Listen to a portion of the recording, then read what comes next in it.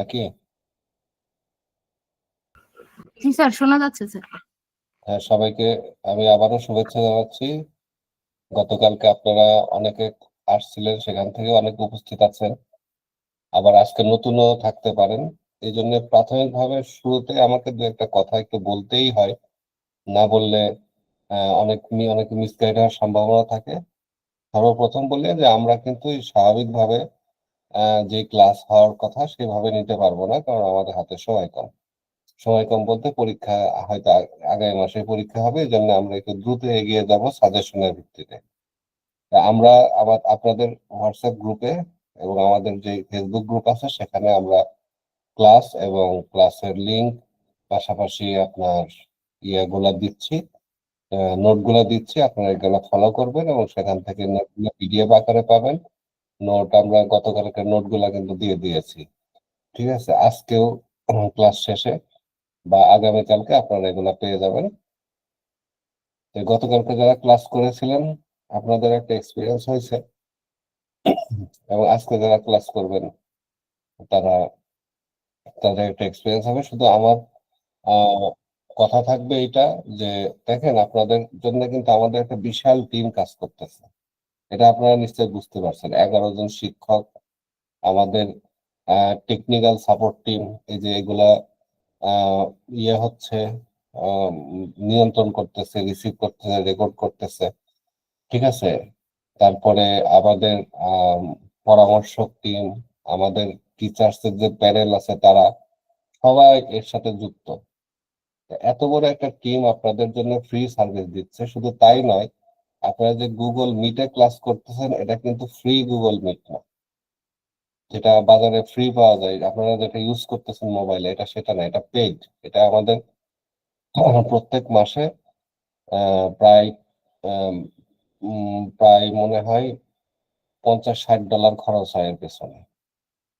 কথা হচ্ছে, তো সবকিছু কিন্তু আমরা আপনাদের পিছনে ব্যয় করতেছি হোমিওপ্যাথির উন্নয়নের জন্য, হোমিওপ্যাথি যেন আপনারা শিখতে পারেন। এই জন্য আমরা চাইবো আপনারা যেন ক্লাসে, আমরা যেহেতু হোমিওপ্যাথির জন্য নিজেদের ডেডিকেটেড করছি, উৎসর্গ করতেছি, আপনারা অন্তত ক্লাস করে নিজেদেরকে উৎসর্গ করবেন, এটা আমাদের প্রত্যাশা থাকবে, ক্লাস যেন নিয়মিত করেন। তো যাই হোক, আমি আর কথা বাড়াবো না। আমাদের আহ যে শিক্ষক ক্লাস নেবেন, গতকাল অবশ্য আপনারা ক্লাস করেছেন, আহ সারিয়া বিনতে মাহফুজ, ওনার সঙ্গে আজকেও উনি ক্লাস নেবেন অর্গানন অব মেডিসিন। আশা করি আপনারা ক্লাস এনজয় করবেন। তাই আমি ক্লাস শুরু করার জন্য অনুরোধ করছি।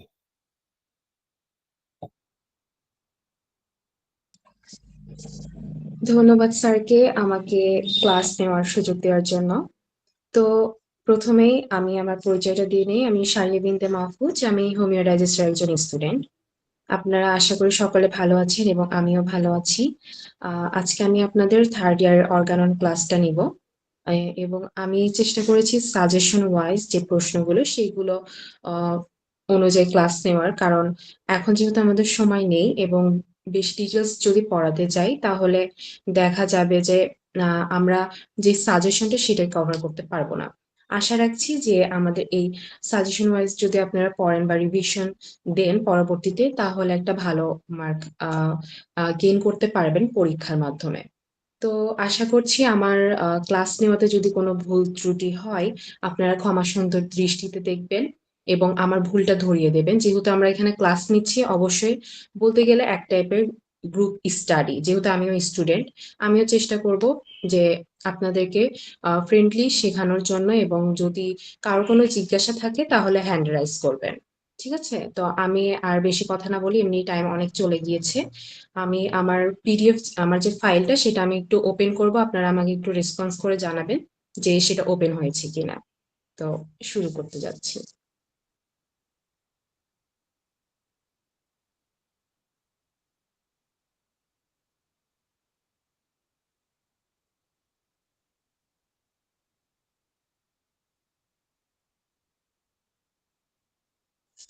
আমার ফাইলটা কি দেখা যাচ্ছে?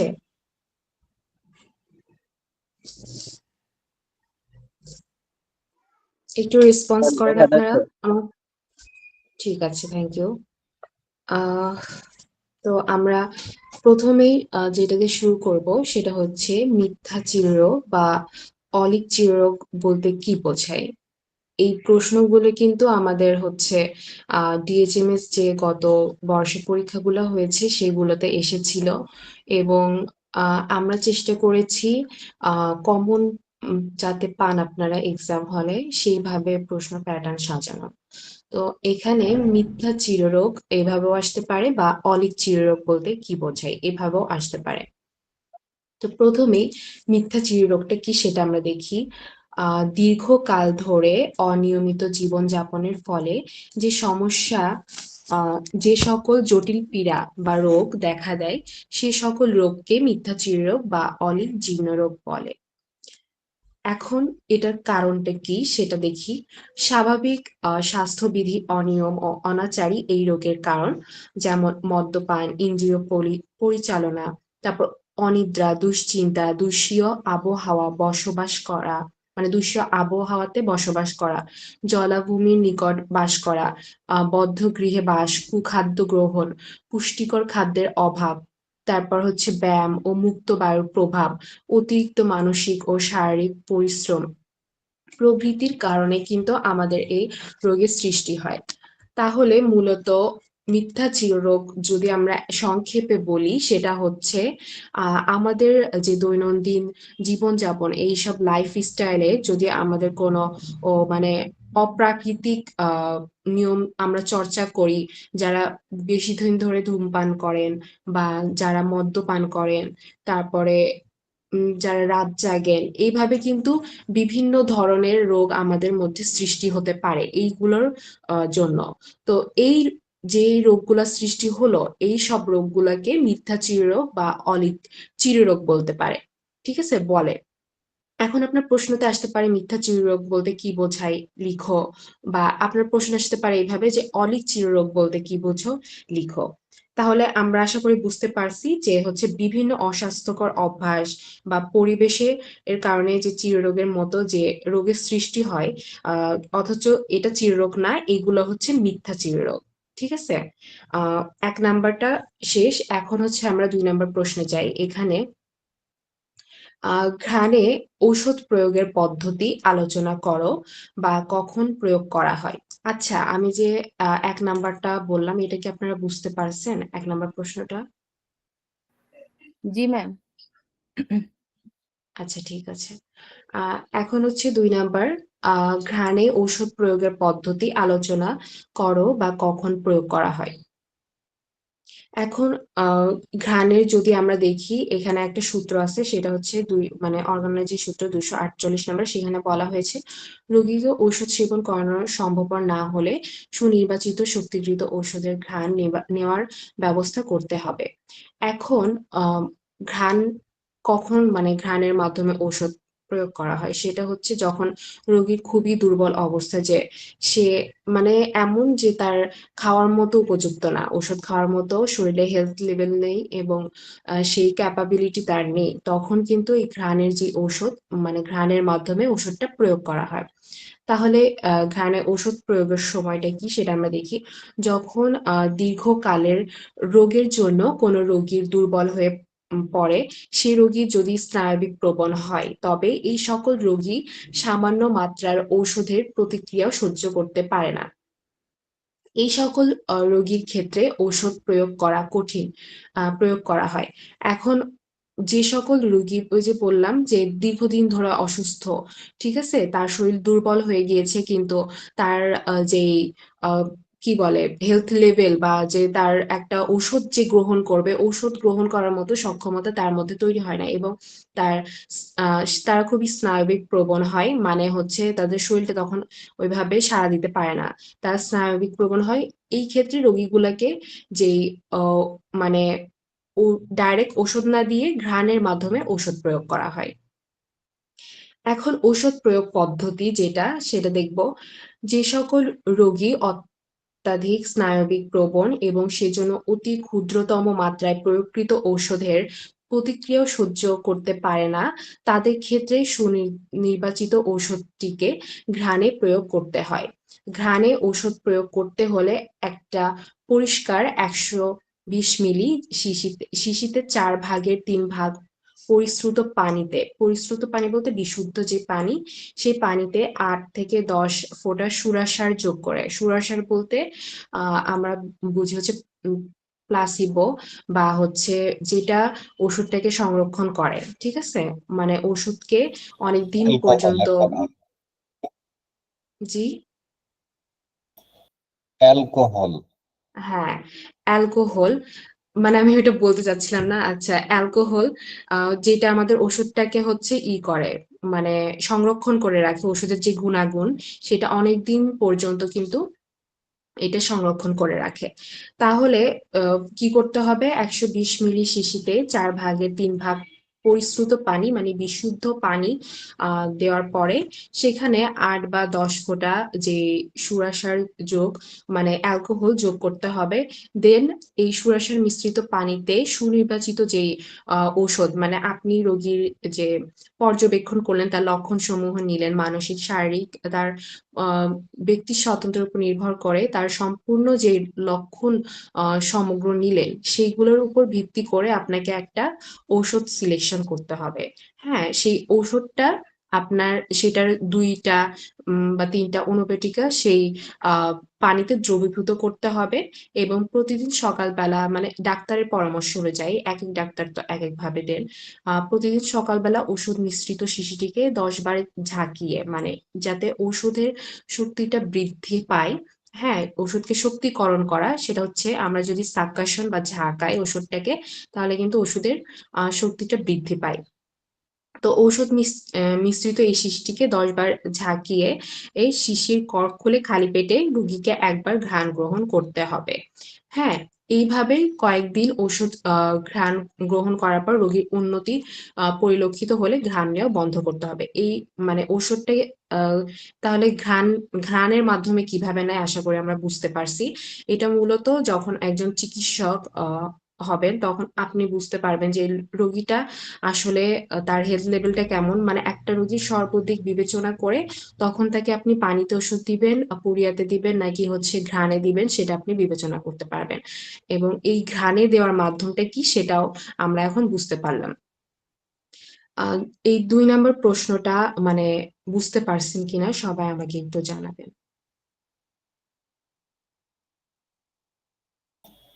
একটু রেসপন্স করেন আপনারা। জি ম্যাম, খুব সুন্দর করে বোঝাই দিয়েছেন ম্যাম, থ্যাংক ইউ। সেখানে একটা আচ্ছা, প্রসঙ্গত আমি একটু জি কথা ম্যাম, বুঝতে বলি, পারছি ম্যাম। প্রসঙ্গত আপনাদের জি স্যার। আইডিয়াটা পরিষ্কার করার জন্য।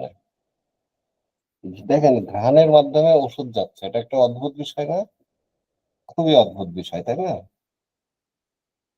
এই কারণে কিন্তু এই কারণে কিন্তু হোমিওপ্যাথিতে ওষুধ নাই, প্লাসিবো ইফেক্ট, এই কথাগুলা প্রচলিত আছে। প্লাসিবো ইফেক্ট আপনারা আহ, অনেকেই হয়তো জানেন, অনেকে জানেন না। প্লাসিবো ইফেক্ট বলতে একটা ওই ঝাড়ফুঁকের মতো আর কি। মানে ডাক্তারের সাথে কথা বলে তার কথাবার্তা, তার সবকিছু রোগীর সাথে আলাপ আলোচনা, এইগুলোর মধ্যে আপনার মনের মধ্যে একটা প্রতিক্রিয়া হয়ে গেছে। অনেকে বলে না যে ডাক্তারের কাছে যে আমার অর্ধেক রোগ ভালো হয়ে গেছে, এইটারে কয় প্লাসিবো ইফেক্ট, ঠিক আছে? তো অনেকে এইসব কারণে হোমিওপ্যাথিকে বলে প্লাসিবো ইফেক্ট, ঠিক আছে? তো এই প্লাসিবো ইফেক্ট ঘ্রাণের মাধ্যমে দিলে এটা স্বাভাবিকভাবেই, আপনি একটু চিন্তা করেন যে অ্যাকচুয়ালি আমাদের যে কলেজগুলোতে হোমিওপ্যাথি পড়ানো হয়, হোমিওপ্যাথি যে একটা সায়েন্স, ঠিক আছে? আপনাদের ভিতরে অধিকাংশই হয়তো সায়েন্স হিসাবে এটাকে বিশ্বাসই করেন না, বা বিশ্বাস করার মতো যৌক্তিকতা তুলে ধরা হয় না আপনাদের সামনে, ঠিক আছে? যে হোমিওপ্যাথি একটা সায়েন্স, বিজ্ঞান। তো এটা নিয়ে আমাদের আলোচনা আছে, কিভাবে হোমিওপ্যাথি বিজ্ঞান। গতকালকে আমি একটু সময় নিয়ে নিলাম, গতকালকে একজন স্টুডেন্ট, সায়েন্সের একজন স্টুডেন্ট, ক্লাস নাইন নাইনে পড়ে। গতকালকে আমি একটা কেস টেকিং করতেছিলাম তার নিজেরই। কেস টেকিং করার সময় তার যে জেনেটিক ইনফরমেশন, অর্থাৎ আপনার তার দাদা, নানা, চাচার ব্লাড কানেক্টেড লোকজনের যখন ইনফরমেশন নিচ্ছিলাম, নেওয়ার পরে আমি তাকে জিজ্ঞাসা করলাম যে তোমার কাছে কি মনে হচ্ছে, এটাকে বলো তো, আমি এই তথ্যগুলো কেন নিচ্ছি, ঠিক আছে? তখন সে বললো যে আপনি তো মনে হচ্ছে যে আমার জেনেটিক ইনফরমেশন নিচ্ছে, ঠিক আছে, যে আমার পূর্বপুরুষের কাছ থেকে আমার মধ্যে রোগ প্রবাহিত হয়েছে। তারপরে আমি তাকে জিজ্ঞাসা করলাম, আচ্ছা বলো তো, তোমার কাছে কি এটা কি বিজ্ঞান মনে হয় না অন্য কিছু মনে হয়? বলছে না, এটা তো সায়েন্স। দেখেন, ক্লাস 9 এর ছেলে যে বিজ্ঞান বোঝে, সে ধরে ফেলছে যে হোমিওপ্যাথি সায়েন্স, ঠিক আছে। এবং সে আশ্চর্য হয়েছে সেই সময় বহু বছর আগে, 200 বছর আগে কিভাবে এটা ইয়ে করলো। তো আমাদের হোমিওপ্যাথি সমাজে এই হোমিওপ্যাথি যে সায়েন্স, এটা অনেকে বোঝেই না। চিকিৎসা একটা বিজ্ঞান। তো আমি যে প্রসঙ্গটা এখানে তুললাম, যে এখানে কিন্তু যে প্লাসিবো এফেক্টের কথাটা আসে, অনেকে হোমিওপ্যাথিকে বিজ্ঞান মনে করে না, মনে করে সিউরো সায়েন্স, যেটা হ্যানিম্যান কনভেনশনাল মেডিসিনকে বলছিল সিউরো সায়েন্স, এখন সেই অপবাদটা হোমিওপ্যাথিকে দেওয়া হয়। এবং আপনার হচ্ছে আরেকটা কি হয়, এটাকে বলে প্লাসিবো ইফেক্ট। প্লাসিবো ইফেক্ট যদি হয়, এই যে এইগুলা দেখে যে ঘ্রাণের মাধ্যমে ওষুধ যায়, ঠিক আছে, এ নিশ্চয় প্লাসিবো। প্লাসিবো ইফেক্ট এইভাবে করে যে তখন বিজ্ঞান এত অ্যাডভান্স ছিল না। এখন যে ন্যানো টেকনোলজি আসছে, এখন যে কোয়ান্টাম ফিজিক্স আসছে, এইটা দিয়ে হোমিওপ্যাথিকে এখন প্রমাণ করা যায় যে ঘ্রাণের মাধ্যমে কিভাবে যায়। এইটাকে কোয়ান্টাম ফিজিক্সে বলা হয় রেজোনেন্স। কোয়ান্টাম ফিজিক্সে এটাকে বলা হয় রেজোনেন্স। এই রেজোনেন্সের মাধ্যমে অ্যাকচুয়ালি ঘ্রাণের মাধ্যমে যে ওষুধটা যায় ওদের শরীরে, এটাকে এটাকে বলে রেজোনেন্স থিওরি। ইয়ার কোয়ান্টাম ফিজিক্সের একটা আপডেটেড থিওরি। কোয়ান্টাম ফিজিক্সটা কি? কোয়ান্টাম ফিজিক্স হচ্ছে ফিজিক্সের বর্তমানে সর্বাধুনিক শাখা, ঠিক আছে। কোয়ান্টাম ফিজিক্স খুব জটিল একটা বিষয়। তো যাই হোক, এই রেজোনেন্সটা কি, আপনারা যারা গিটার দেখছেন, গিটারের 6 নাম্বার, দুইটা গিটার যদি পাশাপাশি রাখেন, 6 নাম্বার তার, গিটারের 6 নাম্বার তারে যদি টোকা দেন, তাহলে আরেকটা গিটারের দেখবেন 6 নাম্বার তার একাই নড়ে উঠবে। ওটার 5 নাম্বারও নড়বে না, 4 নাম্বারও না, 1 নাম্বারও না, 6 নাম্বারটাই নড়বে। আবার একটা গিটারে যদি 1 নাম্বার তারে টান দেন, দেখবেন যে পাশে রাখা গিটারের 1 নাম্বার তারটাই নড়বে। তাহলে এটা দুইটা কিভাবে কাজ করতেছে? একটা তরঙ্গ কাজ করতেছে, একটা রেজোন্যান্স এখানে কাজ করতেছে, ঠিক আছে। যে হোমিওপ্যাথি এই যে ঘ্রাণে নেওয়া ওষুধটা, এই রেজোন্যান্সের মাধ্যমে কাজ করতেছে, অর্থাৎ রুগীর যে রেজোন্যান্স তার সাথে ওষুধের যে রেজোন্যান্স যদি মিলে যায়, তখন সেটা এভাবেই কাজ করে। এটা কোয়ান্টাম ফিজিক্স বর্তমানে প্রমাণ করতেছে। কথা বুঝছেন? হ্যানিম্যানের সময় কোয়ান্টাম ফিজিক্স ছিল না, ওনার পক্ষে এটা বোঝানো সম্ভব ছিল না, ঠিক আছে। কোয়ান্টাম ফিজিক্স বেশি দিন আবিষ্কার হয় না, কোয়ান্টাম ফিজিক্স অল্প দিনের আবিষ্কার। অল্প দিন বলতে এই ধরেন 50-60 বছর বা 100 বছর, এই সর্বোচ্চ শুরু হয়েছে। এখনো কোয়ান্টাম ফিজিক্স পরিপূর্ণভাবে ডেভেলপ করে নাই, বাট তারপরেও এই রেজোনেন্স থিওরি দিয়ে এইটা প্রমাণ করা যায় যে ওষুধের ঘ্রাণ শক্তির মাধ্যমে কিভাবে রোগীর মধ্যে যায়। আরেকটা হচ্ছে এখানে বলা হয়েছে প্রয়োগ পদ্ধতি। প্রয়োগ পদ্ধতিটা কি, যে কখন প্রয়োগ করতে হয়, যখন রোগীর পক্ষে আর মুখে ওষুধ খাওয়া সম্ভব নয়, ঠিক আছে। রুগী কোমাতে চলে গেছে, সাপোজ রুগী চলে গেছে কোমাতে। কোমা তো বোঝেন আপনারা, কোমা। কোমা বলতে সে অচেতন অবস্থায় হাসপাতালে ভর্তি হয়ে গেছে, তার পক্ষে আর ওষুধ খাওয়া সম্ভব না হয়, তার ইনজেকশন দেয়, এই কনভেনশনাল মেডিসিন ইনজেকশন দেয়।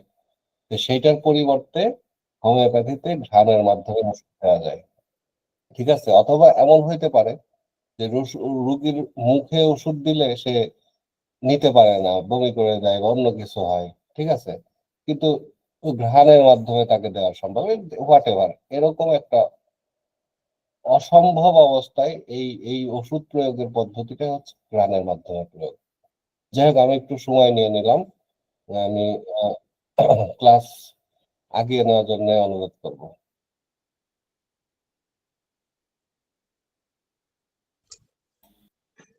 স্যারকে ধন্যবাদ মানে প্রশ্নটা আরো ভালোভাবে ক্লিয়ার করার জন্য।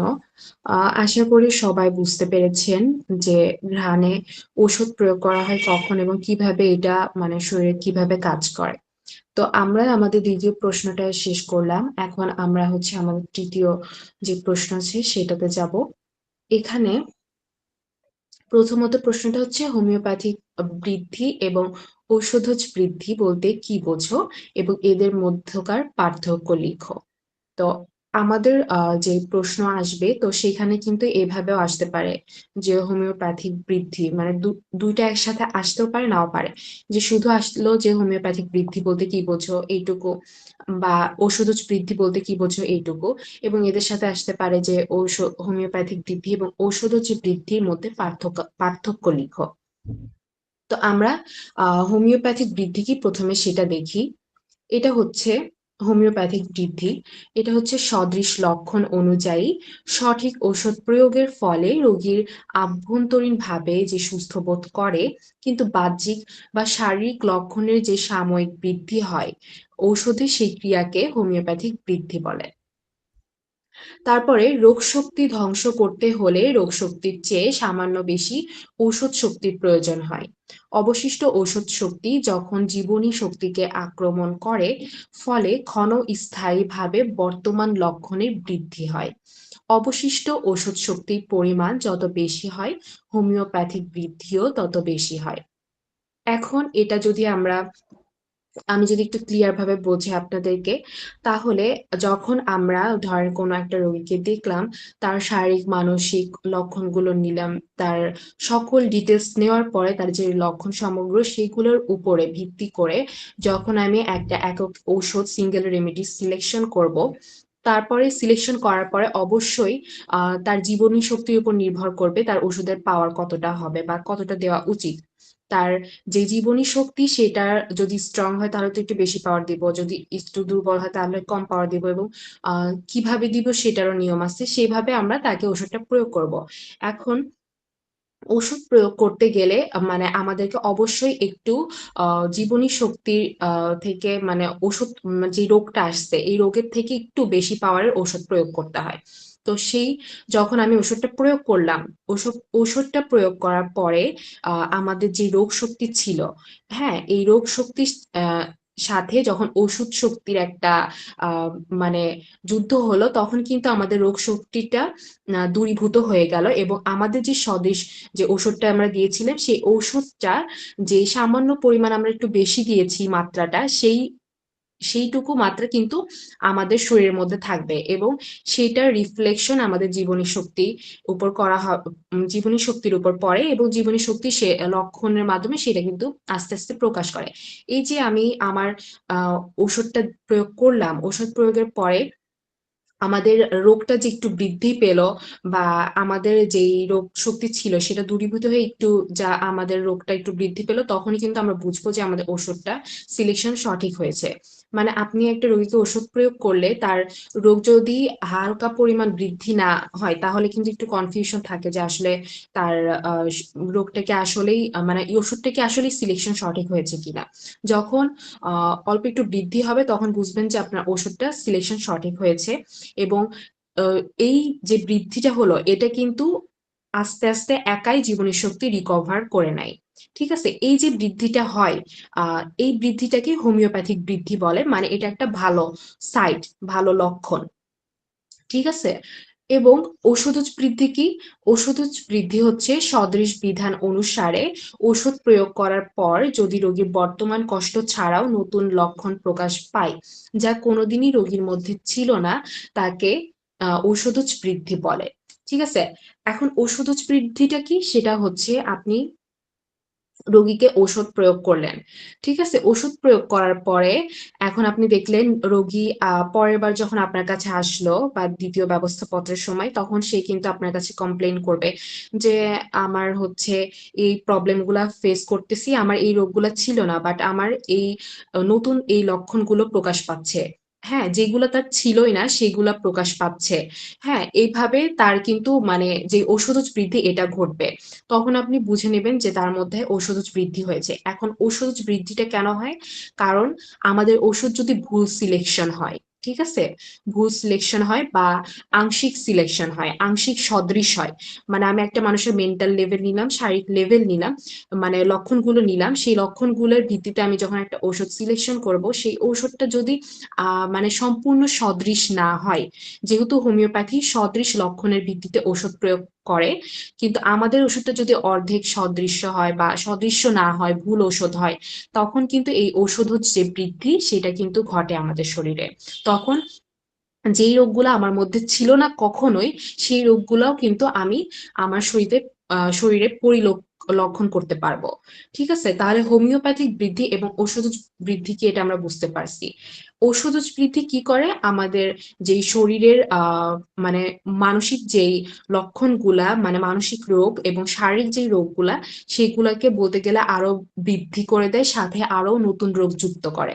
আর যেই হোমিওপ্যাথিক বৃদ্ধি, সেটা কি করে, সেটা হচ্ছে আমরা দেখবেন রোগীর যদি মানে পরের পরের বার যখন আপনার কাছে দ্বিতীয় প্রেসক্রিপশনের সময় আসবে রোগী, তখন কিন্তু সে বলবে, মানে এটা হোমিওপ্যাথিক বৃদ্ধিতে সে বলবে যে হচ্ছে সে মানসিকভাবে অনেক ভালো আছে, মানে তার মেন্টাল লেভেল ভালো, মানে সে আগে যে মানসিক ডিপ্রেশন বা সামথিং যেগুলো ছিল সেগুলো তার মধ্যে এখন অনেকটা কমে এসেছে বা কাজ করছে না। আহ কিন্তু তার শরীরের যে প্রবলেম গুলা সেগুলো কিন্তু একটু বেড়েছে। এই যে কথাটা বললো, তার মানে সে ভেতর থেকে যখন মানে কিউরেবল হতে থাকবে, ভেতর থেকে যখন সুস্থ হতে থাকবে, তখন কিন্তু এটা তার শরীরের উপর প্রভাব ফেললেও সেটা কিন্তু কোনো ক্ষতি করবে না তার। এটা হচ্ছে হোমিওপ্যাথিক বৃদ্ধি। আর ঔষধজ বৃদ্ধি আপনাকে মানসিকভাবে যেভাবে ক্ষতিগ্রস্ত করবে, বাহ্যিকভাবেও সেভাবে ক্ষতিগ্রস্ত করবে, মানে শারীরিকভাবেও। এখন হোমিওপ্যাথিক বৃদ্ধি এবং ঔষধজ বৃদ্ধি কি, এটা তো আমরা বুঝতে পেরেছি, এবং এদের মধ্যে এখন যে পার্থক্য সেটা আমরা দেখব। পার্থক্য আশা করি আপনারা নিজেরাই লিখতে পারবেন যদি হোমিওপ্যাথিক বৃদ্ধি এবং ঔষধজ বৃদ্ধি বুঝতে পারেন। তবুও আমি এখানে আপনাদেরকে একটু বলি।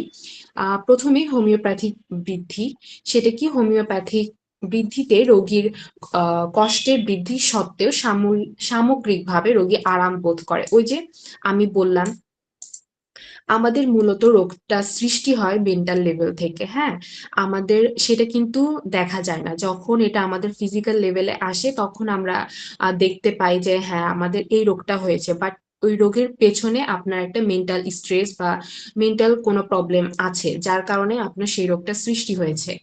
এখন আহ, যখন হোমিওপ্যাথিক বৃদ্ধিটা হবে, অর্থাৎ হোমিওপ্যাথিক বৃদ্ধিতে রোগী তখন সে ফিল করতে পারবে সে আগের থেকে তার যে মেন্টাল স্ট্রেস বা যে মেন্টাল প্রবলেম গুলো ছিল সেগুলো কমে এসেছে, কিন্তু শারীরিকভাবে হালকা একটু প্রবলেম দেখা দিচ্ছে। এইটা ঠিক আছে যে সে ভেতর থেকে সুস্থ হওয়া শুরু করছে, হ্যাঁ। তার মানে যখন একটা মানুষ মানসিকভাবে শান্তিতে থাকবে, তখন তার বাহ্যিক জিনিসগুলা কিন্তু তার অতটা মানে ইফেক্ট ফেলবে না তার উপরে। আমি বা আপনি যদি মানসিকভাবে সুস্থ থাকি, তাহলে আমার বাইরে যদি এ, জ্বর হয় বা বাইরে ঘা হয়, ফোড়া হয়, এগুলো আমার কাছে অতটা এই মনে হবে না। কিন্তু আমি বাইরের দিক থেকে অনেক সুস্থ, অনেক স্ট্রং ম্যান, হ্যাঁ, কিন্তু ভেতরের দিক থেকে মানে মেন্টালি লেভেলে সিক, মানে অসুস্থ, ঠিক আছে, তাহলে তখন কিন্তু সেটা আপনাকে সবাই বলবে কি, পাগল।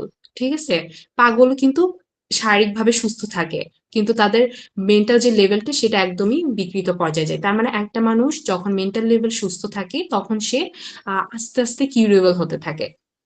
তো এটাই হচ্ছে হোমিওপ্যাথিতে, সে তখন ভাববে, সে আপনাকে এসে বলবে যে হ্যাঁ ডাক্তার সাহেব, আমি অনেক ভালো অনুভব করছি, আমি আমার আগের থেকে যে মানসিক উন্নতিটা হয়েছে, কিন্তু সমস্যা নেই, আমার এই প্রবলেম গুলা শারীরিক হচ্ছে, আপনি একটু ওষুধ দেন, আমি ঠিক হয়ে যাবে, এইভাবে কিন্তু করবে।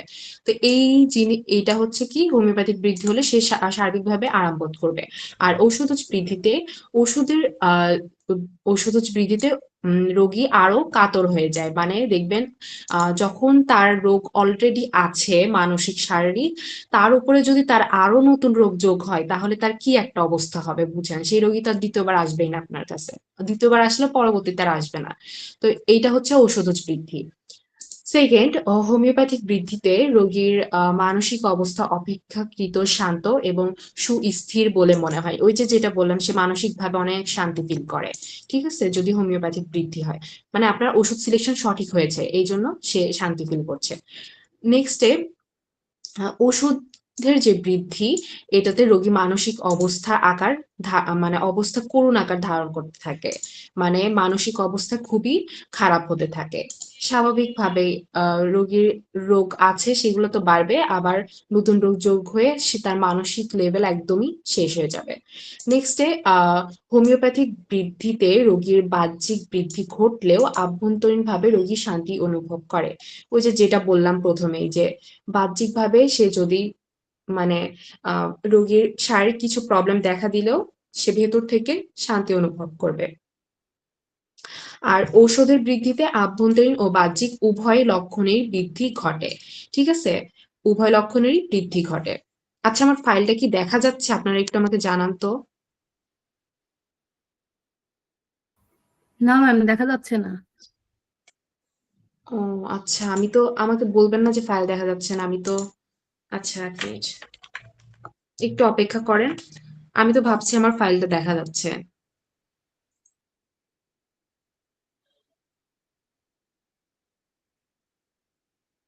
একটু অপেক্ষা করেন।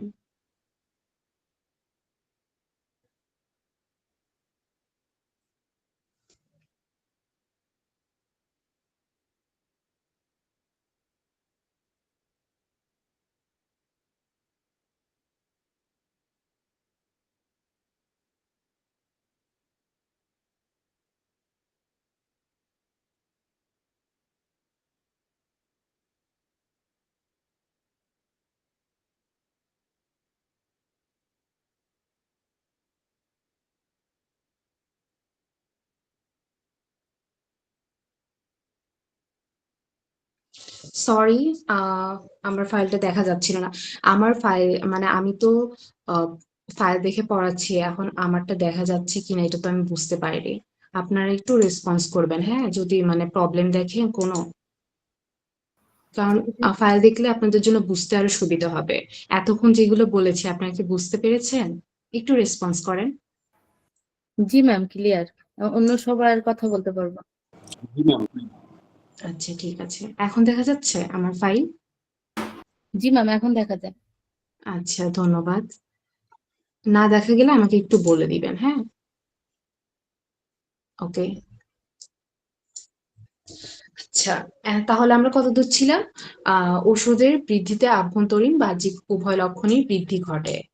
ঠিক আছে, এটা তো আমরা বললামই যে আসলে কিভাবে আভ্যন্তরীণ এবং বাহ্যিকভাবে লক্ষণের বৃদ্ধি ঘটে।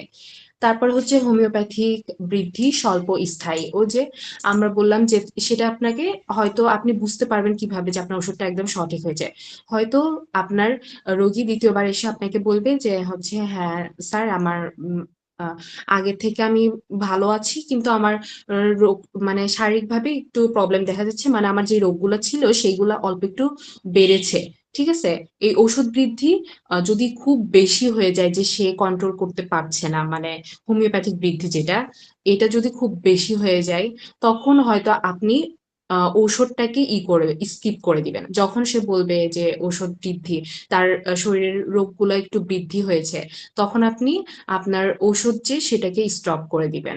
তারপরে যে বৃদ্ধিটা হলো সেটা একাই রিকভারি হয়ে যাবে, কিন্তু আপনি বৃদ্ধি হলো ওষুধ দিতেই থাকলেন তাহলে কিন্তু রোগী আরো ব্যথায় কাতরাতে থাকবে। ঠিক আছে, আর এই বৃদ্ধিটা কি হয় যখন আপনি ওষুধটি স্টপ করে দিলেন, তখন যেটুকু ওষুধের বৃদ্ধি ছিল মানে হোমিওপ্যাথিক বৃদ্ধি হলো ওইটুকু কিন্তু একাই রিকভার হয়ে যাবে অল্প কিছুদিনের মধ্যে। কিন্তু ওষুধের যে বৃদ্ধি, যে আপনি একটা রোগীকে দীর্ঘদিন ধরে ভুল ওষুধ প্রয়োগ করতেই থাকবেন, মানে করতেই থাকলেন, আংশিক আংশিক সদৃশ কিংবা একদমই ভুল ওষুধ আপনি রোগীকে প্রয়োগ করতেই থাকলেন, বা একটা রোগীর উপর ভিত্তি করে তাকে মানে তার মানসিক বা শারীরিক কোনো কিছুই নিলেন না, কেস টেকিং করলেন না, তাকে ভুল ওষুধ প্রয়োগ করতেই থাকলেন, তখন কিন্তু দীর্ঘদিন পরে দেখা যাবে রোগীর মধ্যে ওইটাই একটা জেনেটিক প্রবলেম হয়ে দাঁড়িয়েছে, মানে একটা নতুন রোগ সৃষ্টি করছে ওষুধটা। ঠিক আছে, তখন এই যে রোগটা সৃষ্টি হলো এটা কিন্তু দীর্ঘস্থায়ী হবে, মানে তখন আপনাকে অনেক ঝামেলা পোহাতে হবে এই রোগটা সারানোর জন্য। মানে ঔষধের যেই পার্শ্ব প্রতিক্রিয়া, সেম অনেকে বলে যে হোমিওপ্যাথিতে পার্শ্ব প্রতিক্রিয়া নেই, আসলে পার্শ্ব প্রতিক্রিয়া নেই, কিন্তু যখন আপনি একটা রোগীকে দীর্ঘদিন ধরে একটা ভুল ঔষধ প্রয়োগ করবেন তখন কিন্তু অবশ্যই পার্শ্ব প্রতিক্রিয়া হবে। তখন তার মধ্যে একটা নতুন রোগ সৃষ্টি হবে। ঠিক আছে? এই জন্য আমরা যখন ওষুধ সিলেকশন করবো অনেক দিক বিবেচনা করে আমাদেরকে ওষুধটা সিলেকশন করতে হবে, এবং অবশ্যই 95% সদৃশ ওষুধ হতে হবে। 100% হবে, অনেক সময় 100% হবে, কিন্তু 95 হইতে হবে। এইভাবে আমাদেরকে ট্রিটমেন্ট দিতে হবে। তাহলে ওষুধের বৃদ্ধি দীর্ঘস্থায়ী হয়, মানে আপনি যদি ভুল ওষুধ প্রয়োগ করতেই থাকেন সেটা কিন্তু দীর্ঘদিন ধরে থাকবে। এই যে আপনি একবার ওষুধ দিলেন, রোগীর মধ্যে যে লক্ষণগুলো সৃষ্টি হলে এইগুলো যদি আপনি মানে ওষুধটা সাথে সাথে বন্ধ না করেন বা না দেন, সেইগুলোর যে ইফেক্ট থাকবে রোগীর মধ্যে ওষুধের যে ইফেক্ট থাকবে সেগুলো কিন্তু অনেক দিন ধরে তাকে বয়ে বেড়াতে হবে। নেক্সটে হোমিওপ্যাথিক বৃদ্ধিতে শক্তির উন্নতি হয়। হোমিওপ্যাথিক বৃদ্ধিতে শক্তির উন্নতি হয়। ওই যে বললাম যে হোমিওপ্যাথিক বৃদ্ধিতে কি সে মানসিকভাবে স্ট্রং হচ্ছে, তার মানে ভেতর থেকে সে বাইরের দিকে তার লক্ষণগুলো চলে আসছে এবং ভেতর থেকে সে সুস্থ হচ্ছে। একটা মানুষ ভেতর থেকে সুস্থ হওয়া মানে তার শক্তির যে উন্নতি সেটা কিন্তু হচ্ছে। আমাদের প্রতিটা রোগী কিন্তু বলতে গেলে মেন্টাল লেভেল থেকে শুরু হয়। ঠিক আছে? আমাদের মেন্টাল লেভেল কি, আমাদের মানসিকভাবে যদি আমরা শান্তিতে না থাকি, মানসিকভাবে সুস্থ না থাকি, তাহলে আমাদের রোগগুলো আস্তে আস্তে দেখা দিবে। ঠিক আছে? নেক্সট হচ্ছে ঔষধের বৃদ্ধিতে শক্তির অবনতি হয়। ওই যে বললাম ভুল ওষুধ প্রয়োগ করলে তো শক্তির অবনতি হবেই। যেটুকু রোগ ছিল আপনি আরো রোগ বাড়িয়ে দিলেন, তাহলে তো সে আরো অসুস্থ হয়ে যাবে, তার শক্তি আরো মানে কমে যেতে থাকবে। 6 নাম্বার, এতে ওষুধ নির্বাচন সম্পূর্ণ সদৃশ, মানে হোমিওপ্যাথিক বৃদ্ধিতে ওষুধ নির্বাচন সম্পূর্ণ সদৃশ।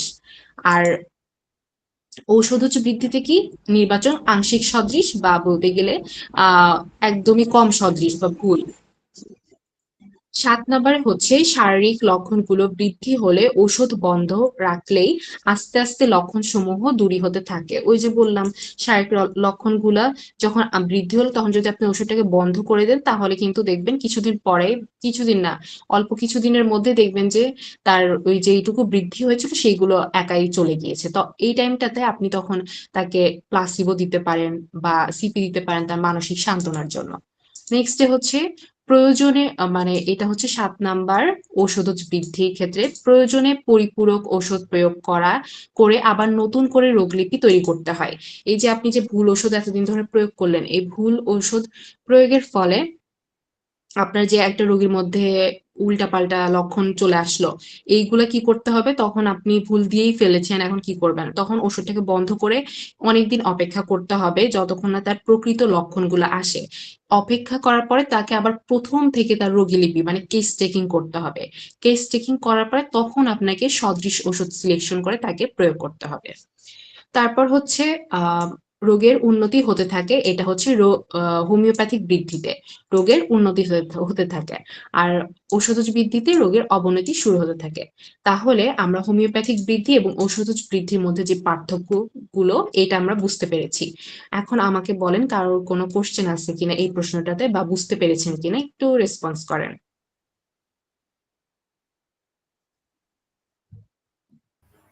না ম্যাম, অনেক সুন্দর করে বুঝিয়েছেন, সমস্যা নেই ম্যাম। হুম, ঠিক আছে, থ্যাংক ধন্যবাদ।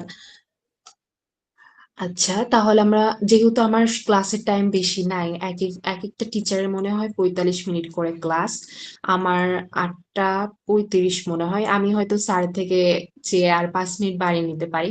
তাহলে আমাকে দ্রুত করতে হবে, মানে একটু দেরি হয়ে গেল এই প্রশ্নগুলোতে। যাই হোক, আমি চেষ্টা করবো সবগুলো মানে যে কয়টা প্রশ্ন আপনাদের জন্য রেডি করেছি এগুলো এখনই কভার করে দেওয়ার। এখন 4 নম্বর প্রশ্ন হচ্ছে স্থানীয় ব্যাধি বা সীমাবদ্ধ রোগ কি, এর চিকিৎসা পদ্ধতি আলোচনা করো। আমাদের প্রশ্নটা এইভাবে আসতে পারে, স্থানীয় ব্যাধি বা সীমাবদ্ধ রোগ কি। যখন সীমাবদ্ধ আসবে তাও বুঝবেন যে স্থানীয়, মানে একটা নির্দিষ্ট জায়গায় যে রোগটা, এটা কি এবং এর চিকিৎসা পদ্ধতিটা কি। প্রথমেই স্থানীয় রোগ যেটা, সেটা আমরা বলি। স্থানীয় রোগের আগে আমাদেরকে একদোষিক রোগ জানতে হবে, না হলে আমরা বুঝতে পারবো না। একদোষিক রোগগুলোর মধ্যে যে সকল রোগের লক্ষণাবলী দেহের বাইরে অথবা দেহের কোনো বিশেষ অংশে প্রকাশ পায় ওই সকল রোগকে স্থানীয় রোগ বলে। এখন অনেকের প্রশ্ন হতে পারে একদোষিক রোগটা কি আসলে।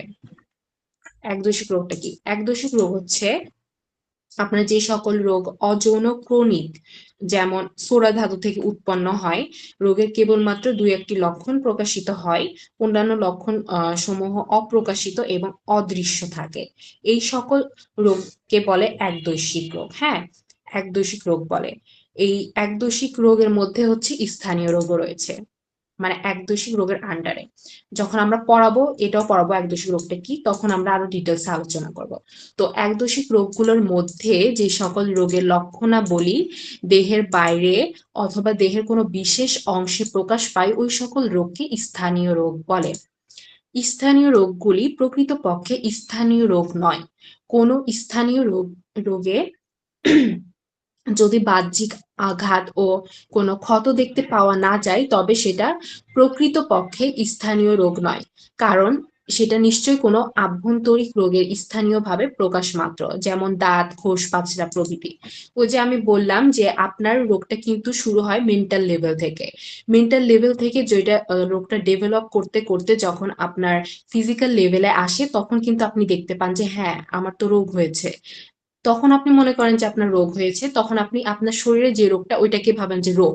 আসলে তো রোগ ওইটা না, রোগ তো আপনার ভেতর থেকে শুরু হয়েছে সেই তখনই, যখন আপনি মানসিকভাবে অসুস্থ ছিলেন। ঠিক আছে, মেন্টাল লেভেল থেকেই আপনার রোগটা সৃষ্টি হয়েছে। এই জন্য অ্যালোপ্যাথরা শুধু যখন বডিতেই রোগটা আসে বা ফিজিক্যাল লেভেল আসে, তখনই তারা টেস্টের মাধ্যমে রোগটা পায়। অনেকে দেখবেন যে অনেকের কাছে শুনবেন যে টেস্ট করে আসছে কিন্তু কোনো রোগ ধরা পড়ে নাই, কিন্তু সে অসুস্থ, মানে সে সুস্থ ফিল করে না, সে অসুস্থ ফিল করে। এই যে অ্যালোপ্যাথরা একটা বস্তুতান্ত্রিক, অর্থাৎ শুধু ফিজিক্যাল লেভেলটাই দেখে।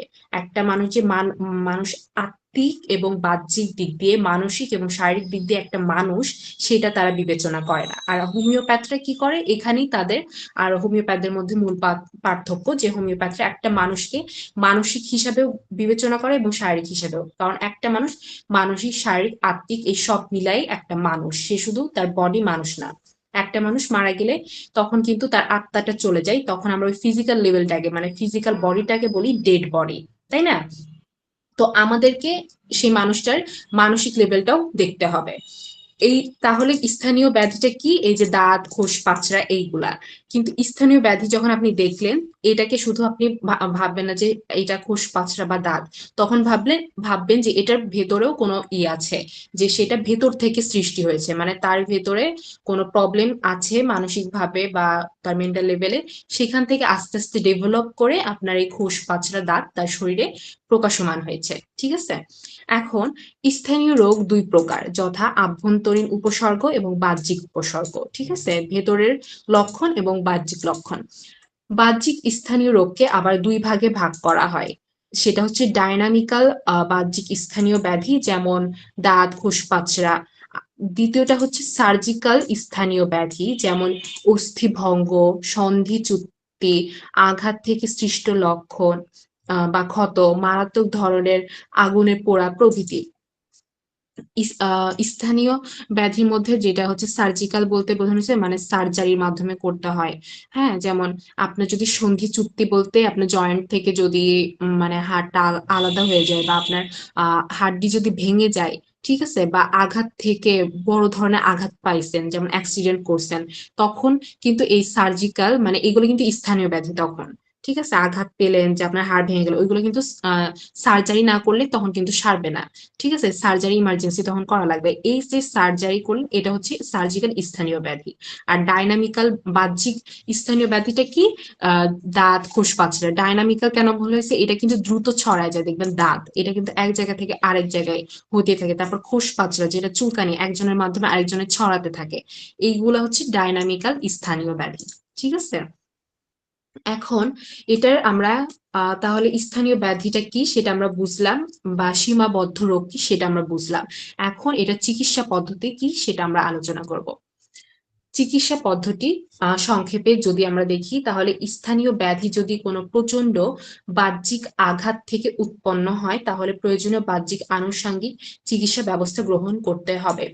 এই লাইনটা দ্বারা মূলত বোঝানো হয়েছে যদি আপনি বাহ্যিকভাবে কোনো আঘাত পান, যেমন আপনি অ্যাক্সিডেন্ট করলেন বা গাছ থেকে পড়ে গেলেন বা মানে সামথিং বাহ্যিকভাবে আপনি হঠাৎ করে চলাফেরা করতে গেলে অনেক সময় অনেক অ্যাক্সিডেন্ট হয়, এইগুলো হলে তখন কি বাহ্যিক আনুষঙ্গিক মানে আপনাকে হাসপাতালে যেতে হবে। হ্যাঁ, হাসপাতালে যেয়ে আপনি যদি সাথে সাথে ওই ব্যান্ডেজ যদি না করেন আপনার হাত ভেঙে গেলে, তখন কিন্তু আপনার হাতটা জোড়া লাগলো না, তাকে একটা ব্যান্ডেজ করার পরে আপনি না হোমিওপ্যাথি ওষুধ খেলেন, তখন সেটা আস্তে আস্তে আপনার বাহ্যিক দিক থেকেও আপনি যেমন সাপোর্ট দিলেন আপনার হাতটাকে, ভেতর দিক থেকেও আপনি হোমিওপ্যাথিক ওষুধ খেলেন যেটার ভেতরে আপনার হাড়ের সিস্টেমটাকে আহ আহ, শক্ত করতে বা হাড়ের ওই প্রবলেমটাকে রিকভার করতে সাহায্য করলো। ঠিক আছে, তারপরে হচ্ছে রোগীর লিপি তৈরি করে সদৃশ লক্ষণ অনুসারে নির্বাচিত ওষুধ প্রয়োগ করতে হবে। ওই যে আমি যেটা বললাম যে প্রথমে আপনার একটা অ্যাক্সিডেন্ট বা কিছু হলো, স্থানীয় ব্যাধি বলতে আমরা যেটা বুঝি যে আপনার কোনো জায়গায় কেটে গেল বা পুড়ে গেল, তখন সাথে সাথে যে প্রাথমিক চিকিৎসাটা মানে ব্যান্ডেজ বা সামথিং বা মলম না মানে হচ্ছে আপনি যখন হাসপাতালে গেলেন তার একটা জিনিস করে ড্রেসিং করে আপনাকে সেটা ব্যান্ডেজ করে দিল, কিন্তু আপনাকে হোমিওপ্যাথিক যদি ওষুধটা খান তাহলে আপনার ওইটা যে ইনফেকশন হওয়ার ভয় ছিল বা দ্রুত যে রিকভার মানে ভেতর থেকে কাজ করা, সেটা কিন্তু হোমিওপ্যাথি ওষুধ করবে, যেটা ব্যান্ডেজেও অনেক সময় করে না। ঠিক আছে, ওরা হয়তো আপনাকে জাস্ট ওইটুকু প্রাথমিক চিকিৎসাটা দিয়ে দিল, কিন্তু ভেতর থেকে রিকভারি আপনাকেই করতে হবে হোমিওপ্যাথিক ওষুধের মাধ্যমে।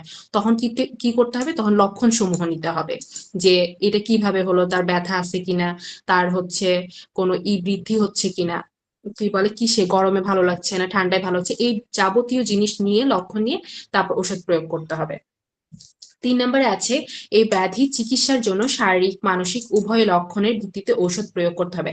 তাহলে শারীরিক মানসিক বলতে কি বোঝানো হচ্ছে, সে যে এখন আঘাতটা প্রাপ্ত হলো বা সে যে অ্যাক্সিডেন্টটা করলো এখন তার মেন্টাল লেভেল কেমন আছে আমাকে সেটা রাখতে হবে, যে তার কি অস্থির লাগছে, কারণ ওষুধে আমাদের হোমিওপ্যাথিক ওষুধে কিন্তু আমরা জানি মেন্টাল লেভেলও থাকে এবং যে ফিজিক্যাল লেভেল সেটাও আছে।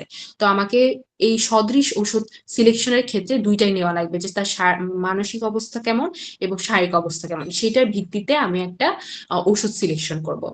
তারপরে সুপরীক্ষিত হোমিওপ্যাথিক ওষুধের মধ্য থেকে সদৃশ লক্ষণ অনুসারে সদৃশ ওষুধ প্রয়োগ করতে হবে। অর্থাৎ আহ যেই ওষুধগুলো পরীক্ষিত হয়েছে হ্যাঁ স্বাভাবিকভাবে আমরা ওই ওষুধগুলোই সিলেকশন করব বা প্রয়োগ করব, কিন্তু অবশ্যই ওষুধটা সদৃশ লক্ষণ হতে হবে। ভুল ওষুধ প্রয়োগ করলে রোগীর অবস্থা আরো জটিল হবে। এটা আমি সংক্ষেপে এই পয়েন্টগুলো দিয়েছি। আপনারা যখন লিখবেন তখন ফ্রি হ্যান্ডে বুঝে লিখলে কিন্তু আপনি অনেক লিখতে পারবেন, কিন্তু আপনি যদি মুখস্থ করে বা দেখে লেখেন তখন কিন্তু অনেক লিখতে পারবেন না। গাইডে জাস্ট সেটুকুই লিখবেন বা বইতে যা আছে সেটুকুই লিখবেন, কিন্তু যখন আপনি একটা বিষয় বুঝবেন তখন আপনি নিজে ফ্রি হ্যান্ডে যত ইচ্ছা তত লিখতে পারবেন, তাই না? এখন আমি এখানে সংক্ষেপে দিয়েছি আর বর্ণনামূলকও দিয়েছি আপনাদের পরীক্ষার খাতায় লেখার জন্য, আপনারা এইটুকু পড়ে নিবেন, যেহেতু আমার সময় বেশি নাই আরো প্রশ্ন আছে। সো আমি এইটুকু বর্ণনাটুকু পড়লাম না। হ্যাঁ, বর্ণনাটা আমি মুখেই করে দিয়েছি, আশা করি আপনারা বুঝতে পারছেন। তো এখন আমাকে একটু রেসপন্স করেন এই 4 নাম্বার কোশ্চেনটা বুঝছেন কিনা মানে উত্তরগুলা, একটু রেসপন্স করেন কেউ একজন। আচ্ছা, সাবিকুন নাহার, জি থ্যাংক ইউ, উনি বুঝতে পেরেছেন। আপনারা যদি রেসপন্স না করেন না মানে ক্লাসের মধ্যে, তাহলে কিন্তু ক্লাস নিতে ভালো লাগে না। মানে স্টুডেন্টরা যদি স্বতঃস্ফূর্ত না হয় তখন মনে হয় যে আমার ক্লাস কেউ মনে হয় করতে চাচ্ছে না, ঠিক আছে, বা পছন্দ হচ্ছে না বা বুঝতে পারছে না, তাই না? আমি কনফিউশনে থাকি। হ্যাঁ, থ্যাংক ইউ আব্দুল্লাহ মামুন, হ্যাঁ আপনাকে অসংখ্য ধন্যবাদ বলেছেন। তো এখন আমরা আমাদের ৫ নাম্বার প্রশ্নে যাব। ধন্যবাদ সবাইকে। ৫ নাম্বার প্রশ্নে যাব, সেটা হচ্ছে দ্বিতীয় ব্যবস্থাপত্র বলতে কি বোঝায়? দ্বিতীয় ব্যবস্থাপত্রটা কি? দ্বিতীয় ব্যবস্থাপত্র হচ্ছে প্রথম প্রয়োগকৃত ঔষধের প্রভাবে রোগ লক্ষণের ও রোগীর অবস্থার পরিবর্তন হওয়ার পর ঔষধের পূর্ণ প্রয়োগ কিংবা ওষুধের পরিবর্তনের জন্য যে ব্যবস্থাপত্র তৈরি করা হয় সে ব্যবস্থাপত্রকে দ্বিতীয় ব্যবস্থাপত্র বলে। এটা হচ্ছে বইয়ের ভাষায়। এখন আমি যেটু মানে আপনাদেরকে বুঝিয়ে দেই যে আসলে দ্বিতীয় ব্যবস্থাপত্রটা কি। অনেকে হয়তো জানেন আর আমি তাও একটু চেষ্টা করছি।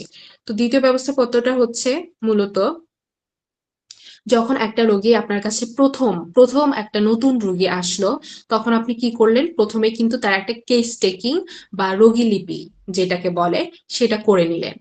তার সব ধরনের হিস্টোরি আপনি একটা খাতার মধ্যে লিপিবদ্ধ করলেন। এটাই হচ্ছে রোগীলিপি বা কেস টেকিং। করার পরে আপনি যখন তাকে সদিশ ওষুধটা সিলেকশন করে দিলেন, সদৃশ ওষুধটা সিলেকশন করে দেওয়ার পরে তাকে আপনি বলেন এতদিন পরে আসবেন। এই যে দ্বিতীয়বার যখন রোগীটা আপনার কাছে আসলো, তখন যেই তার অবস্থাটা কি, তার কি ওষুধটা দরকার নাকি ওষুধ বন্ধ করতে হবে নাকি ওষুধ দিতে হবে, এই যে জিনিসগুলো আপনি বিবেচনা করছেন দ্বিতীয়বার যখন আসলো, তখন কিন্তু সেটা দ্বিতীয় ব্যবস্থাপত্র হলো। ঠিক আছে? যেটাকে বলে ফলো আপ। আপনি ফলো আপ করলেন রোগীটাকে দ্বিতীয়বার যখন সে আসলো, তখন কিন্তু এটাকে দ্বিতীয় ব্যবস্থাপত্র বলে। অর্থাৎ প্রথম যেটা, দ্বিতীয়, তৃতীয় এইভাবে কিন্তু তৃতীয়, চতুর্থ এইভাবে কোনো ব্যবস্থাপত্র নাই। প্রথম এবং দ্বিতীয় ২ টা ব্যবস্থাপত্র। সেটা কি? প্রথমবার যখন রোগী আসলো আপনার কাছে, যখন রোগীলিপি করলেন, তার টেস্ট টেকিংটা করলেন, তখন আপনি যে একটা ওষুধ সিলেকশন করে তাকে দিলেন, তারপরে যে সে চলে গেল, এরপরে সে যতবার আসবে আপনার কাছে সেটাই হবে আপনার দ্বিতীয় ব্যবস্থাপত্র। আশা করি বুঝছেন দ্বিতীয় ব্যবস্থাপত্রটা কি।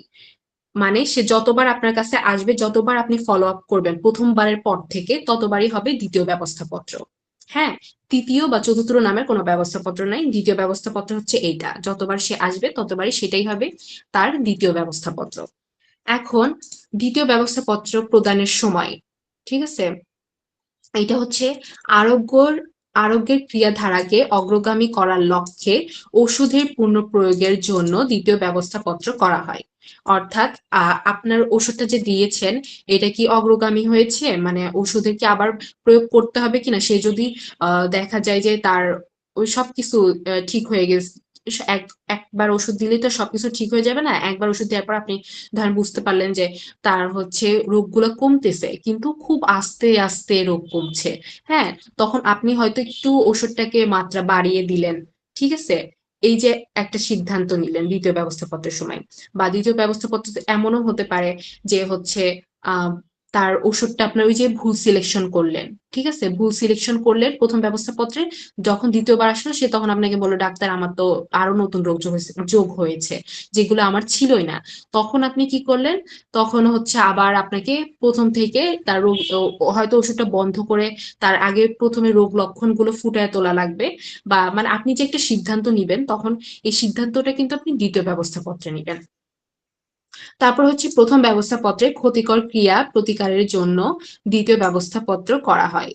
এখন ওই যে ক্ষতিকারক ক্রিয়া যেটা বললাম যে ঔষধজ বৃদ্ধি, হ্যাঁ, যে রোগী কমপ্লেন করতেছে তার বেড়ে গেছে বা নতুন রোগ যোগ হয়েছে, তখন আপনি যে সিদ্ধান্তটা নিবেন দ্বিতীয় ব্যবস্থাপত্র সেটাই।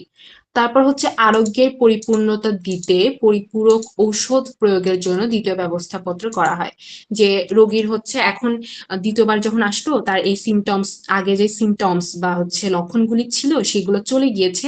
এখন তাকে আমি হচ্ছে একটা নতুন মানে তার তার মধ্যে এখন অন্যান্য লক্ষণগুলো দেখা দিচ্ছে, তখন আমি আরেকটা ওষুধ সিলেকশন করব যখন, তখন কিন্তু দ্বিতীয় ব্যবস্থাপত্র কাজে লাগে। মানে দ্বিতীয় ব্যবস্থাপত্রে আমরা ওষুধ হয়তো সিলেকশন করব, ওষুধ হয়তো বাদ দিব। মানে আপনি পরিবেশ পরিস্থিতি রোগীর অবস্থা সবকিছু বিবেচনা করে অর্গানন অনুযায়ী, হ্যানিম্যানের অনুযায়ী যেই সিদ্ধান্তটা নিবেন দ্বিতীয় ব্যবস্থাপত্রে, সেটাই হচ্ছে রাইট সিদ্ধান্ত। ঠিক আছে?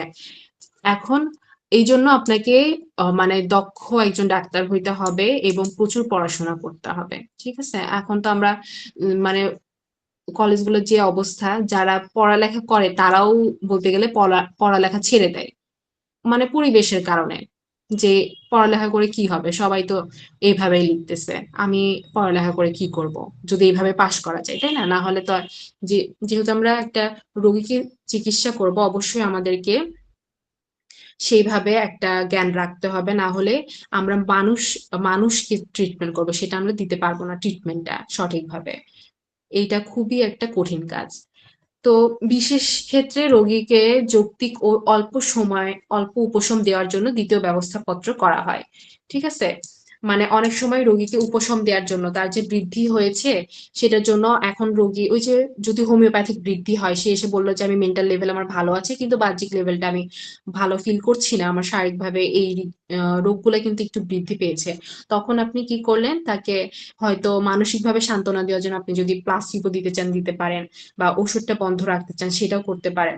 মানে এভাবে আপনাকে সিদ্ধান্তগুলো নিতে হবে দ্বিতীয় ব্যবস্থাপত্রে। তাহলে দ্বিতীয় ব্যবস্থাপত্রের ব্যবস্থাপত্র বলতে আসলে কি বোঝায়, এটা কি বুঝতে পেরেছেন আপনারা? জি ম্যাম। আচ্ছা, ঠিক আছে। জি ম্যাম। যদি কোনো প্রশ্ন থাকে আমাকে জানাবেন। এখন 6 নাম্বার প্রশ্নে তাহলে আমরা চলে যাই। প্রয়োগকৃত ঔষধ ভুল হলে চিকিৎসকের কর্তব্য কি? প্রয়োগকৃত ঔষধ ভুল হলে চিকিৎসকের কর্তব্য কি? মানে আপনি যে ওষুধটা ভুল, ওই যে ঔষধজ বৃদ্ধি হয়ে গেল বা ভুল ওষুধ প্রয়োগ করার ফলে রোগীর শরীরে নতুন নতুন রোগগুলো দেখা দিল, এখন আপনি কি করবেন? অনেক যারা নতুন নতুন প্র্যাকটিস করে তাদের কিন্তু অনেক প্রথমে ভুল হয়। তো এখন আপনার ভুল হতেই পারে, এখন ভুল হলে করণীয়টা কি? ভুল হলে সমাধানও আছে, তাই না? এখন সমাধানটা কি? ওষুধ নির্বাচন সঠিক না হলে, ওষুধজনিত কুফল পরিলক্ষিত হলে, লক্ষণগুলি যদি প্রচন্ড এবং গুরুতর না হয়, তবে কোনো প্রতিষেধক ঔষধ প্রয়োগ না করে রোগীর বর্তমান সকল লক্ষণের সমষ্টি সদৃশ ওষুধ প্রয়োগ করতে হবে। অর্থাৎ আপনার যে রোগীর মধ্যে যে লক্ষণগুলো দেখা দিল, যেই নতুন লক্ষণগুলো যুক্ত হলে এইগুলা যদি মানে খুবই মানে গুরুতর না হয়, যে রোগী মারা যাবে বা রোগী খুবই মুমূর্ষ অবস্থা, কোমায় চলে যাচ্ছে, এরকম যদি না হয়, তাহলে রোগীর যে প্রতিষেধক ওষুধ আছে, মানে এটার পরিপূরক, আমি এই ওষুধ এন্টিডোট করে আর কি, যেটা ধরেন আমি অন্য একটা ওষুধ দিলাম, সেটা দিলে ওই ওষুধের ক্রিয়াটা নষ্ট হয়ে যাবে। এইটা না করে হয়তো কিছুদিন সময় দিতে পারি, মানে রোগের যেই সমষ্টি বা লক্ষণ এগুলো একাই চলে যাওয়ার জন্য, বা হচ্ছে তাকে একটা নতুন ঔষধ, মানে তার যে আবার রোগীলিপি করলাম আমি করে তার সদৃশ ঔষধ, মানে একদম তার সার্বিক দিক বিবেচনা করে একদম সদৃশ যে ওষুধটা আসে, তখন আমি তাকে সেটা দিতে পারি। বা আমি চাইলে তার এই লক্ষণগুলো, তার যে নতুন নতুন লক্ষণ বা তার যে ওষুধের কুফল যে আমি দেখতে পাচ্ছি, এগুলোর এন্টিডোট করার জন্য আমি তাকে কিন্তু কফি কিন্তু আমাদের ঔষধ মানে এন্টিডোট করে, ঠিক আছে? আপনি যদি হোমিওপ্যাথিক ঔষধ খান এবং পরবর্তীতে কফি খান, দেখবেন আপনার ওষুধের ক্রিয়া নষ্ট করে দিবে, ঠিক আছে? যাদের মানে কফি মূলত সবার ক্ষেত্রে প্রযোজ্য, যে বেশিরভাগ মানুষেরই কফিতে এন্টিডোট করে, কিন্তু অনেকের চাতেও এন্টিডোট হয়, কিন্তু অনেকের হয় না। এটা হচ্ছে তার সেন্সিটিভিটির উপর নির্ভর করে, যে সে মানুষটা আসলে চার প্রতি কি সেন্সিটিভ নাকি সেন্সিটিভ না। যদি সে চার প্রতি সেন্সিটিভ হয়, তাহলে তার ওষুধটা এন্টিডোট হয়ে যাবে। হ্যাঁ, এভাবে আপনি ওষুধটাকে প্রথমে তার লক্ষণগুলো চলে যেতে দিবেন, দেন হচ্ছে তাকে একটা ওষুধ প্রয়োগ করবেন, ঠিক আছে? আপনি এর মধ্যে প্লাসিবো দিতে পারেন মাঝখানে। নেক্সট হচ্ছে যদি বর্তমান লক্ষণগুলি প্রচন্ড ও গুরুতর হয় বা রোগীর জীবনী শক্তির বিকৃতি ঘটে বা জীবন সংশয় দেখা দেয়, তাহলে প্রয়োগকৃত ঔষধের প্রতিষেধক ব্যবহার করতে হবে এবং পরে অবশিষ্ট লক্ষণানুসারে সদৃশ্যবাহী ও সর্বাপেক্ষা উপযোগী ওষুধ প্রয়োগ করতে হবে। এখন এটা কি, ওই যে আমি বললাম যে প্রথমেরটা ছিল যে খুব গুরুতর না, যে রোগী মারা যাচ্ছে বা তার খুব একটা ক্ষতি হয়ে যাচ্ছে, এমন যদি না দেখেন, তখন আপনি বিষয়টাকে করবেন যে ঠিক আছে, এই লক্ষণগুলো চলে যাক, দেন আমি একটা ওষুধ প্রয়োগ করব, তার সবকিছু লক্ষণের ভিত্তিতে সদৃশ একটা ওষুধ প্রয়োগ করব। এটা প্রথমটা।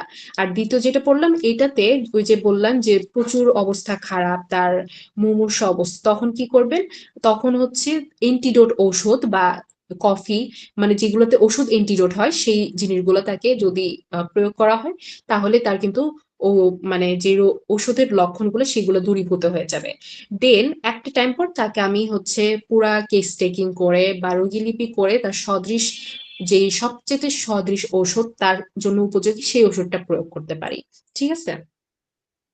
নেক্সট হচ্ছে অচির রোগের কোন রোগীতে প্রদত্ত ঔষধের ক্রিয়ার ফলে যদি সম্পূর্ণ নতুন, অবান্তর এবং বিরুদ্ধ লক্ষণ প্রকাশিত হয়, তবে বুঝতে হবে যে ওষুধটি সুনির্বাচিত হয়নি।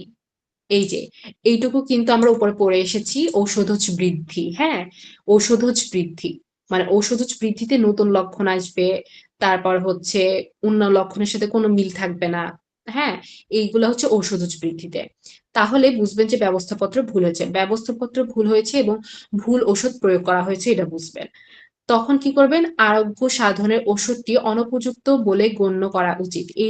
এইরূপ ক্ষেত্রে যদি রোগের বৃদ্ধি ঘটে তবে অবিলম্বে কোনো প্রতিষেধক ওষুধ প্রয়োগ করে বৃদ্ধি জনিত জটিল অবস্থা প্রশমিত করতে হবে এবং পরে লক্ষণানুসারে সদৃশবাহী সর্বাধিক ঔষধ উপযুক্ত ঔষধ নির্বাচনপূর্বক তা প্রয়োগ করতে হবে। আর যদি ওই কষ্টকর প্রতিকূল লক্ষণসমূহ তেমন প্রচণ্ড ও গুরুতর না হয় তবে প্রতিষেধক প্রয়োগ না করেই তৎক্ষণাৎ পূর্বেকার ভুল নির্বাচিত ঔষধের পরিবর্তে সদৃশবাহী নতুন ওষুধ প্রয়োগ করতে হবে। এটা তো সেম একই কথা যে রোগীর যদি মানে খুব জটিল না হয়, এই যে আপনি ভুল একটা ওষুধ প্রয়োগ করে ফেললেন, এটা যদি আহ নতুন নতুন লক্ষণ সৃষ্টি করলো তার মধ্যে, অর্থাৎ ঔষধ বৃদ্ধি ঘটালো, তখন কি করবেন? তখন হচ্ছে তার এটাকে হচ্ছে যদি খুব কষ্ট না দেয় বা তার অবস্থা খুব খারাপ না হয়ে যায়, তখন আহ নতুন একটা রোগীলিপি করে তাকে হচ্ছে ওষুধ প্রয়োগ করতে হবে।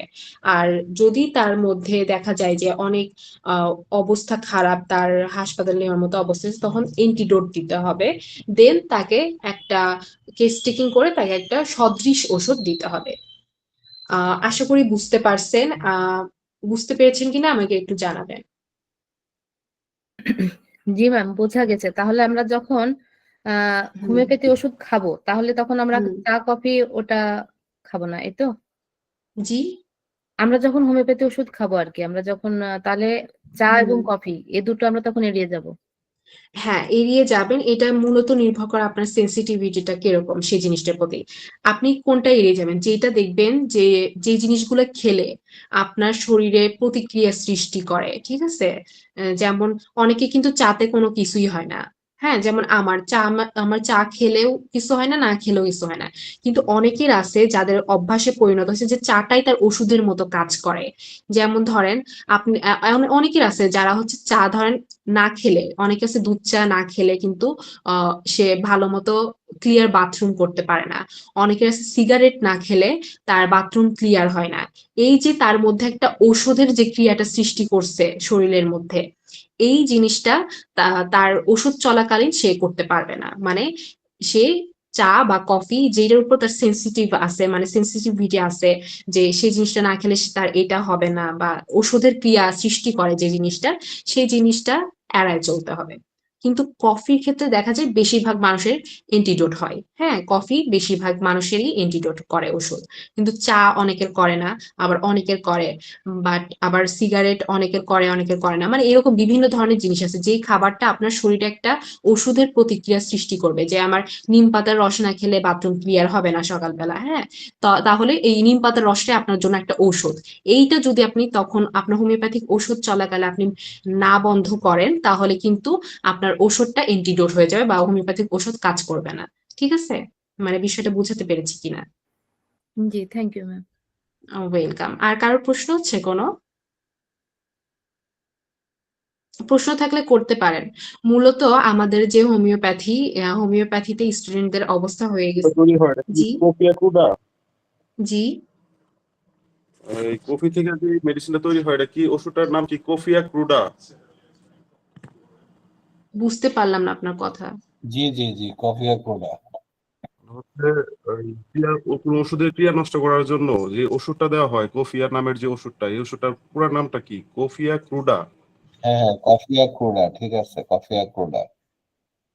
জি জি জি, থ্যাংক ইউ স্যার। জি কফি কফি হচ্ছে অধিকাংশ ওষুধকে অ্যান্টিডোট করতে পারে, বেশিরভাগ ওষুধকে। ঠিক আছে, এই জন্য ওষুধ চলাকালীন সময় স্ট্রিক্টলি কফি খাওয়াটা টোটালি নিষেধ করা হয়। অন্যগুলাতে খুব বেশি একটা ইয়ে হয় না, কিন্তু কফি খুব স্ট্রং। কফি আরেকটা ইয়ে আছে, কর্পূর, যেটাকে ক্যাম্ফর ওষুধ তৈরি হয়, কর্পূর বলি আমরা যেটা, ঠিক আছে, মেন্থল, ঠিক আছে। তো যাই হোক, অ্যান্টিডোট তো বুঝছেন আপনারা, অ্যান্টিডোট শব্দটা অনেকবার ব্যবহার হয়েছে, অ্যান্টিডোট। অ্যান্টিডোট মানে ওষুধের ক্রিয়া নষ্ট করে এরকম ঘটনা অ্যান্টিডোট, ঠিক আছে? এখানে যে আলোচনাটা হলো, আলোচনা বেশ ভালো হয়েছে। আলোচনা যেটা হলো সেখানে যে ওষুধের আহ, ভুল হলে কি করবেন, ঠিক আছে? এখানে ভুল হলে সেই ভুলের ক্ষতির পরিমাণ বিবেচনা করে আপনাকে ডিসিশন নিতে হবে। যদি ওষুধ ভুল নির্বাচনের কারণে, এই যে আমরা বলি শুনি যে হোমিওপ্যাথি ওষুধে কোনো পার্শ্ব প্রতিক্রিয়া নাই, ঠিক আছে? পার্শ্ব প্রতিক্রিয়া নাই, এই জিনিসটা অ্যাকচুয়ালি ঠিক না। হোমিওপ্যাথি ওষুধে সরাসরি পার্শ্ব প্রতিক্রিয়া নাই। একটা ওষুধ যদি আপনার সাথে সাসেপ্টিবিলিটি, আপনার যে সংবেদনশীলতা সেটার সাথে না যায়, তাহলে ওষুধ আপনাকে ক্ষতি করবে না। কিন্তু একটা আপনারা তো ম্যাটেরিয়া, আপনারা যেহেতু থার্ড ইয়ারে পড়ছেন, ম্যাটেরিয়া আমেরিকা তো পড়ছেন, আপনারা ম্যাটেরিয়া আমেরিকা পড়ার সময় বেশিরভাগ ক্ষেত্রে মনে হচ্ছে আচ্ছা এই ওষুধের সাথে তো আমার মিল আছে, এই ওষুধের সাথে তো এই জিনিসগুলো আমার মিল আছে, এইটা মনে হয় না? এই যে আমার মিল আছে, এই ওষুধের সাথে আমার তো মিলে যাচ্ছে, অর্থাৎ আপনার কি তাহলে রোগ হলে আপনাকে কি ওই 10টা ওষুধই দিতে হবে? কারণ 10টা ওষুধ পড়বেন, 10টা ওষুধের কোথাও না কোথাও মিল আছে আপনার। এইখান থেকে একটা ওষুধ আপনার জন্য কাজে লাগবে, এট এ টাইমে একটা ওষুধ, ঠিক আছে? তাহলে 9টা ওষুধের সাথে যে মিল, ওই 9টা ওষুধ যদি যে কোনোটা প্রয়োগ করা হয়, ওইটাই হবে আংশিক সদৃশ্য ওষুধ, আংশিক সদৃশ্য, ঠিক আছে? আংশিক সদৃশ্য হইলে যেটা হবে সেটা হচ্ছে যে মূল যে ওষুধটা সেটা যেভাবে কাজ করতো আপনার উপরে, আংশিক সদস্য হলে ওই অংশটুকু কাজ করবে না, মূল প্রবলেমটা সলভ হবে না। যেই অংশগুলো শুধু আপনার কাছে মনে হয়েছে এটা এইটুকু এইটুকু আমার সাথে মিল আছে, ওইটুকুর উপরে প্রভাব বিস্তার করবে এবং পার্শ্ব প্রতিক্রিয়া হিসাবে নতুন কোনো সিমটম আপনার মধ্যে তৈরি করবে। এবং দীর্ঘদিন যদি আপনার এই ভুল ট্রিটমেন্ট হয়, তাহলে শরীরের মধ্যে এটাকে বলে আমরা কেস ডিসরাপশন, ডিসরাপ্টেড কেসটা স্পয়েল হয়ে যায়, কেসটা ডিসরাপ্টেড মানে বিশৃঙ্খলা তৈরি হয়ে যায় ভিতরে। এই বিশৃঙ্খলা কিন্তু এলোপ্যাথিক সাপ্রেশনের থেকে বেশি ভয়ানক। হোমিওপ্যাথিতে পার্শ্ব প্রতিক্রিয়া নয়, ভয়ানক সমস্যা তৈরি হয়। যদি ভুল প্রেসক্রিপশন চলতেই থাকে, তাহলে রোগীর কেস ডিসরাপশন, রোগীর ভিতরে এমন বিশৃঙ্খলা তৈরি হয় যেটা অনেক সময় আর হোমিওপ্যাথি দিয়েও ঠিক করা যায় না। এই জন্য একসঙ্গে একাধিক ওষুধ হোমিওপ্যাথিতে ব্যবহার করা নিষেধ, ঠিক আছে? এবং খুব সুন্দরভাবে বুঝে শুনে ওষুধ দেওয়া উচিত যেন ভুল না হয়। যাই হোক, তারপরেও অনেক সময় ভুল হয়ে যায়। ভুল হয়ে গেলে কি করবেন? ভুল হয়ে গেলে মূল যে কাজটা সেটা হচ্ছে আগে ভুল সংশোধনের জন্য ওষুধ যদি অ্যান্টিডোট করা যায়, তাহলে অ্যান্টিডোট ওষুধগুলো প্রয়োগ করতে হবে। যদি সিরিয়াস রোগী যদি খুব মুমূর্ষ হয়ে যায়, তাহলে তাকে দ্রুত হসপিটালাইজ করার ব্যবস্থা করতে হবে। যেন, যেমন ধরেন একটা শ্বাসকষ্টের রোগী আপনার ওষুধ দিচ্ছেন, তার এমন শ্বাসকষ্ট বেড়ে গেছে যে যে মৃত্যু পথযাত্রী হয়ে গেছে, তখন আপনার রিস্ক দেওয়া ঠিক হবে না। তখন আপনাকে করতে হবে কি, আগে হাসপাতালে পাঠাবেন, ম্যানেজমেন্ট করার পরে আপনি আবার নতুন করে তার লক্ষণগুলা নিয়ে সুন্দর করে ওষুধ দিবেন যেন ভুল না হয়। এবং অ্যান্টিডোট করার জন্য অ্যান্টিডোটের ওষুধগুলো দিবেন, পাশাপাশি কফি খাইলে ম্যাক্সিমাম রোগীর ক্ষেত্রে অ্যান্টিডোট হয়, এটাই বোঝানো হয়েছে আর কি। তো যাই হোক, আজকে ক্লাস টাইম, আজকেও আপনারা বেশি সময় পেয়েছেন এবং ক্লাসের উপস্থিতিও কমে গেছে, আলোচনাও শেষ। আগামী ক্লাসের আমন্ত্রণ জানাচ্ছি, থাকলো আগামী ক্লাস করবেন আপনারা ইনশাল্লাহ। এবং এই ক্লাসের ভিডিওটা আপনারা আগামীকালের মধ্যে পেয়ে যাবেন এবং নোটটাও আগামীকালকের মধ্যে পেয়ে যাবেন আমাদের যে হোয়াটসঅ্যাপ গ্রুপ আছে সেখানে এবং আমাদের যে ফেসবুক গ্রুপ আছে সেখানে। যে আপনাদের উত্তর আমাদের ক্লাসে আরো সংখ্যা বাড়বে, সেটা আমরা প্রত্যাশা করছি। আপনারা নিয়মিত ক্লাসে অংশগ্রহণ নেবেন এই প্রত্যাশা করছি। আমাদের সুন্দর ক্লাসটি উপহার দেওয়ার জন্য আমি আমাদের প্রশিক্ষক সাবিয়া বিনতে মাহফুজকে ধন্যবাদ জানাচ্ছি এবং আপনাদেরকেও শুভেচ্ছা জানাচ্ছি ক্লাসে উপস্থিত হওয়ার জন্য। এবং আমাদের টাইম টু টাইম আপনারা যারা ক্লাস করেন আমাদের কিন্তু গ্রুপে ইয়ে দেওয়া আছে, রুটিন দেওয়া আছে, রুটিনটা ডাউনলোড করে সে অনুযায়ী ক্লাস করবেন। আশা করি এই বছর আপনারা একটা ভালো রেজাল্ট করবে, সেটা আমরা প্রত্যাশা করছি। সকলের প্রতি শুভকামনা রইল। সবাই ভালো থাকবেন, সুস্থ থাকবেন এবং নিরাপদে থাকবেন, এই প্রত্যাশা করে আজকের মতো শেষ করছি। শুভকামনা। আল্লাহ হাফেজ।